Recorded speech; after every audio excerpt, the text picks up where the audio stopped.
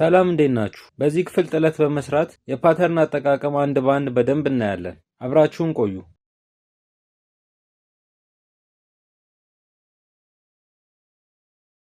በመጀመሪያ ሬክታንግል ቱላችንን ነካና እዚህ ጋር መተን አንድ አራት ማዕዘን እንሰራለን። ከዛ የአራት ማዕዘኑን ቀለም ወደ ሰማያዊ እንለውጠዋለን።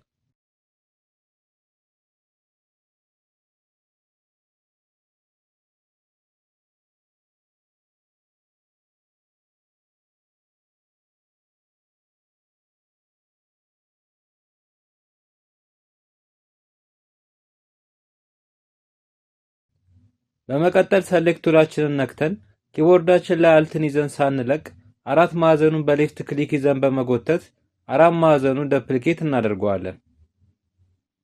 ከዛም አዲሱን አራት ማዕዘን ኮርነሩ ላይ ይዘን በመጎተት መጠኑን እናሳንሰዋለን። አሁን ኪቦርዳችን ላይ ሽፍትን ይዘን ሳንለቅ የአራት ማዕዘኑን ኮርነር በሌፍት ክሊክ ይዘን ወደ ታች ስንጎትተው አራት ማዕዘናችን 45 ዲግሪ በመሽከርከር የዳይመንድ ቅርጽ ይይዝልናል። ሁለተኛውንም አራት ማዕዘን በተመሳሳይ መልኩ ወደ ዳይመንድ እንለውጠዋለን። ከዛ ሁለተኛውን አራት ማዕዘን ቀለሙን ወደ ቀይ እንለውጠዋለን። ስንጨርስ ቀዩን ስበን ሰማያዊ ውስጥ እንወስደዋለን።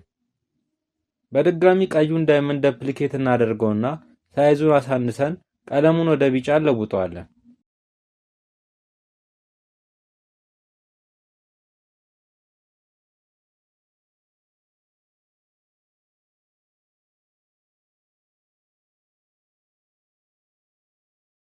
ከዛ እንደዚህ ከቀዩ ዳይመንድ ፊት ለፊት አስተካክለን እናስቀምጠዋለን።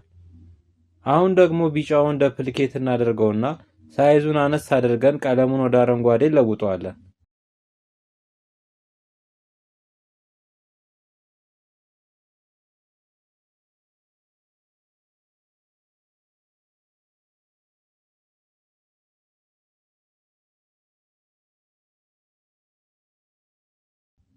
ከዛ ከቢጫው ፊት ለፊት እናደርገዋለን።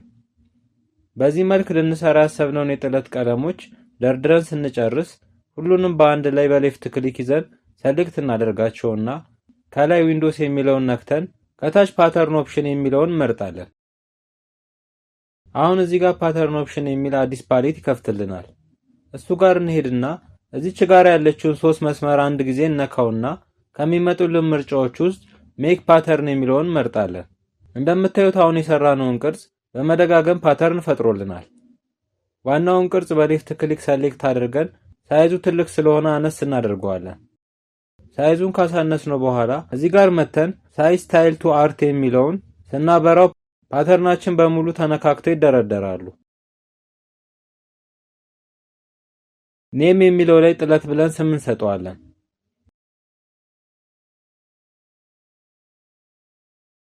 ብሪክስ ባይ ሮ የሚለውን በመለወጥ ዚግዛግ ቅርጽ እንዲኖረው እናደርገዋለን። ብሪክ ኦፍሴት የሚለውን አንድ ሁለተኛ እንዳለ ተውት። ቪስፔሲንግ የሚለው ከ0 ወደ -50 በመለወጥ በዳይመንዳችሁ መሃል ያለውን ርቀት በማጥበብ የጥለት ቅርጽ መፍጠር ትችላላችሁ። የዳይመንዶቹ ርቀት በጣም ስለተጠጋጋ ቪስፔሲንጉን ወደ -45 ከፍ እናደርገዋለን። አሁን እንደምታዩት የጥለት ቅርጹን ልናመጣው ችለናል።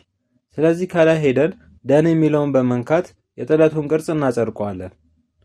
በመቀጠል ሁሉንም ሰሌክት እናደርግና ኪቦርዳችን ላይ ዲሌትን በመንካት እናጠፋቸዋለን።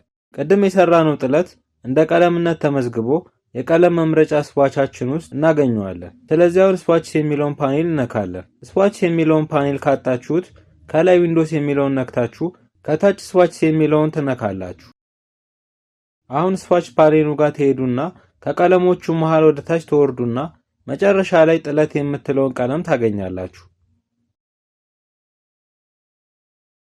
እሱን ትነኩትና አራት ማዕዘን ነክታችሁ አርት ቦርዳችሁ ላይ አራት ማዕዘን ስትሰሩ የአራት ማዕዘኑ ቀለም ጥለት ይሆናል ማለት ነው። ከፈለጋችሁም ክብና ሌሎችንም ቅርጾች ብትሰሩ ቀለሙ ጥለት ይሆናል ማለት ነው።